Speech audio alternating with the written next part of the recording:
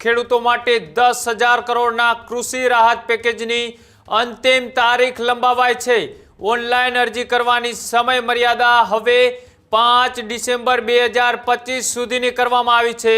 રાજ્યના મુખ્યમંત્રી ભૂપેન્દ્ર પટેલના માર્ગદર્શન હેઠળ લેવાયો આ મહત્વપૂર્ણ નિર્ણય।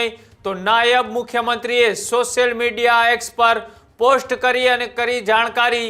તો સામે જ નુકસાનગ્રસ્ત કોઈપણ ખેડૂત સહાયથી વંચિત ન રહે તે માટે સરકાર સતર્ક દેખાઈ રહી છે। ઓનલાઈન અરજી માટે વધારાના 7 દિવસની મંજૂરી અત્યારે વધારવામાં આવી છે।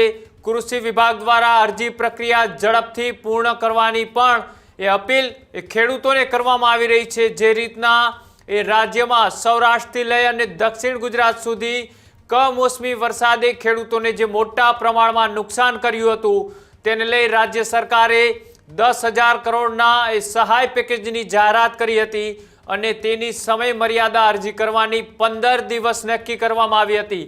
પણ આજે ફરીથી રાજ્યના નાયબ મુખ્યમંત્રી હર્ષ સંઘવીએ પોતાના સોશિયલ મીડિયા એક્સ મારફતથી ખેડૂતો માટે એક મહત્વપૂર્ણ જાહેરાત કરી કે 5 ડિસેમ્બર 2025 સુધી અરજી કરવા માટેની સમય મર્યાદા છે તે વધારવામાં આવી છે।